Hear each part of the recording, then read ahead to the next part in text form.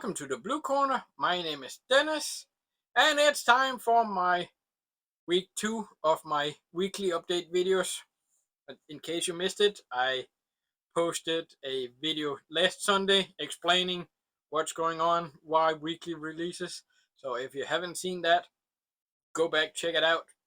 Please do remember to hit the like button on both this and that.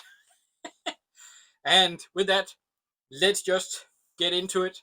Last week I got a bunch of Disney titles from the classic line, and this week I'll be showing off some of the numbered Pixar line titles that I got. So let's just dive straight into it. I'm actually happy to say that I now have the complete numbered Pixar line with these titles. There's a few without numbers. I don't know if there's any more than what I have, but the numbered line is now complete. So I got number 4, Monsters Inc. I got number 5, Finding Nemo. I got number 6, The Incredibles. I got number 12, which I actually thought I had, but luckily I noticed that it was missing. But I got Cars 2. I got number 23, Soul. I don't know. I talked about Inside Out when I showed that off, that I haven't really liked too many of the more recent Pixar movies. I Inside Out I didn't care too much for. Soul I didn't care too much for. Number 24, Luca, I didn't care too much for. So hopefully that's not a trend that continues. But that is the remaining of the numbered releases that I was missing. I, however, did get Lightyear also. No number. Now, this one, again, last week I talked about Strange World. Again, another movie they did, or Pixar, Disney did, that got a lot of hate online. I really enjoyed this one. I've never really been that connected to the Toy Story franchise. I like them, but that's it. I can watch them. I don't need this to be that connected to the Toy Story franchise. Heck, if they had made this just a space guy with no real connection to Light or to Toy Story, I actually do believe it would have been received better. At least I think so. I enjoyed this one. It was a fun little sci-fi animated cartoon. So yeah, I'm glad I did get this one. Again, I don't know why there's no number. And then the final Pixar, Turning Red. Again, another one that apparently got a lot of hate. One I hadn't seen before I got this book. I watched it last night and I don't hate it. It's a cute little story. The period stuff, it doesn't bother me at all. But I'm not the key demographic for this movie. Let's just put it that. But I could see it being a good father-daughter movie experience. So yeah, again, no number. I I don't know how or why they decide on what gets a number and what doesn't. But let's just continue with the catalog titles. Again, I picked these or most of these titles up at the store I've talked about before, Used Media Store, and they had three, or they have a 3 for 15 price tag on a lot of the used movies, and I was missing one title, so I came across the French Connection 1 and 2, Now you've probably seen several people pick this up recently because of censorship. It's been appearing online without a specific scene, and dialogue has been edited, and people have been clamoring to pick it up because of that. That's not the case here. I, to my surprise, or to even my own surprise, I've never seen the movies before I got this set. It would be, or it is two movies that I would probably really have liked in my earlier days too. So I don't know why I've never come across them before, and I just saw it there, and I thought, well, okay, everybody else is picking it up because of this, and there's not really any other titles that I wanted, so I picked it up, watched both movies last night, and actually really enjoyed both of them. The second one is not nearly as good as the first one. There's a rehab part of the movie that dragged just a little bit for my liking. But after that, it does really pick up in the second half. The first one is a more slower action movie, action crime drama, whatever you want to call it.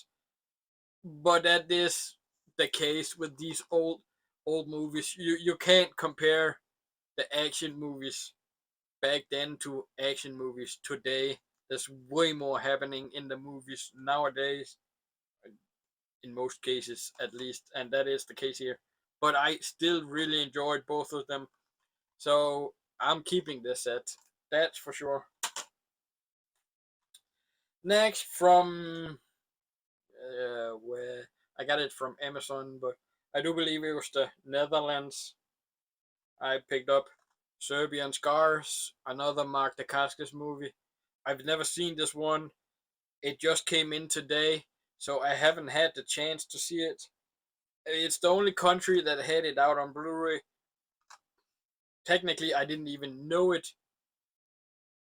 I've I've seen Mark Dacascos movies on IMDb plenty of times, and apparently always scrolled right through or by this one. So I was kind of surprised when looking on IMDb to see what movies he was in that was out on Blu-ray. And right, okay, it was cheap used on Amazon, so I decided to pick it up. Yeah, like I said, it just came in today of the recording of this video, so hopefully I'll get around to it soon. Which is the case with a lot of the movies I pick up. Continuing on, let's see. A while back, I did show off. I picked up.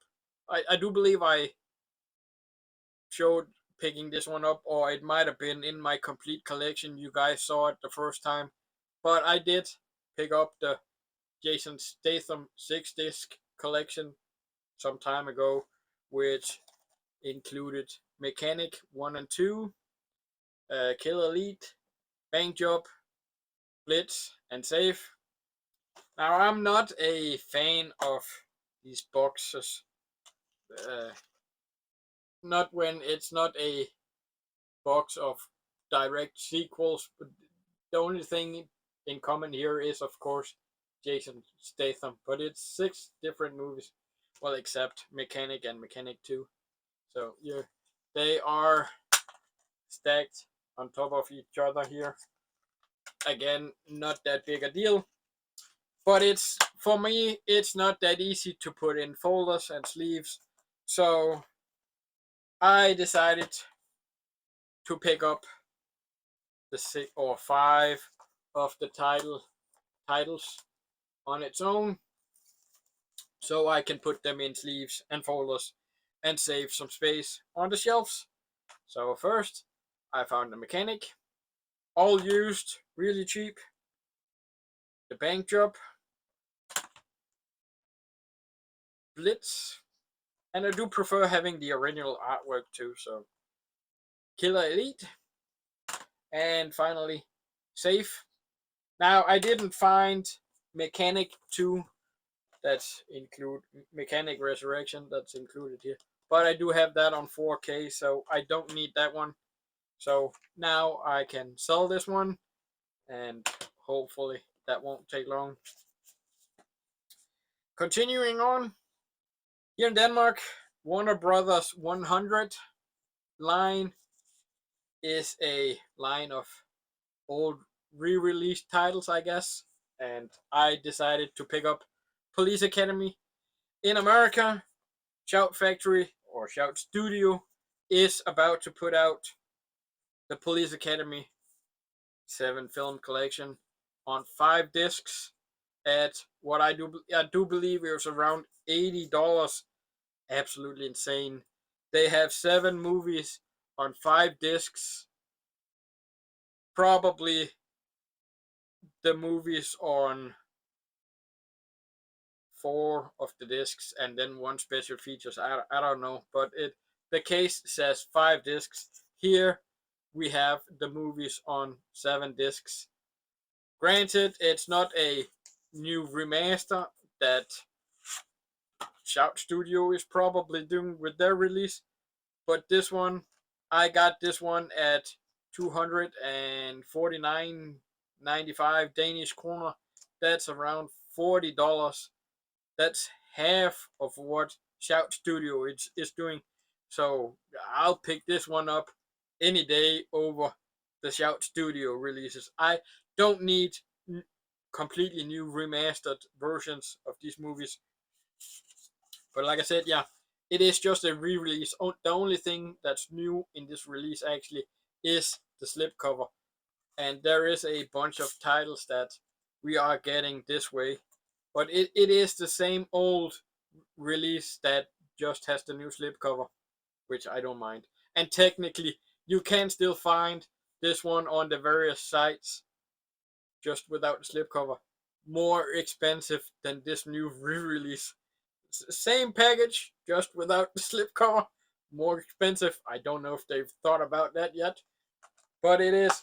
I don't believe America or UK did it the same. It's the same UK disc, more than likely, and we do have 7 discs in one case, where I do believe the UK one is in 2 cases. I could be wrong, but that's how I remember them. And these are classic comedy movies in my mind. I had to get this again. I've had it or this edition before, but again, I for whatever reason I sold it. But I absolutely love Police Academy 2 and 6. Well, I love the entire series, but 2 and 6 are definitely the standout movies for me. So, yeah, thankfully now I have Police Academy in the collection again. Next up, one that I've really looked forward to, one I've tried to find for years, but didn't have a Blu-ray release before now, and stupidly enough, I didn't check YouTube. It's on YouTube. I At this point, I really wish I would have seen the movie on YouTube before picking this up. But from era 4444, I did pick up Fatal Termination. Absolutely gorgeous release. Slipcover, I picked the version A. There was one with a different slipcover. You get the same artwork here, and you get the alternate artwork you can switch to underneath. It's a beautiful release with disc, stickers, and a booklet.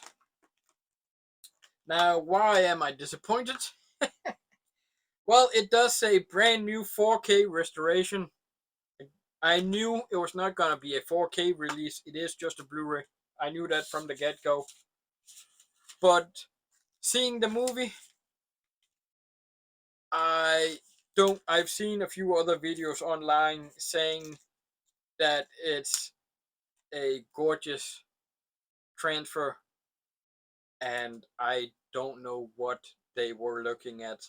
I It's such a dull transfer.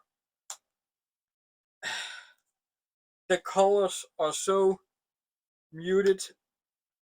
I tried selecting several scenes on the TV or settings on the TV to see if they helped.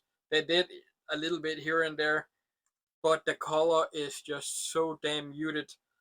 There are scenes that's way too black, and I don't know if they had released it on 4K, if HDR or Dolby Vision would have done any difference.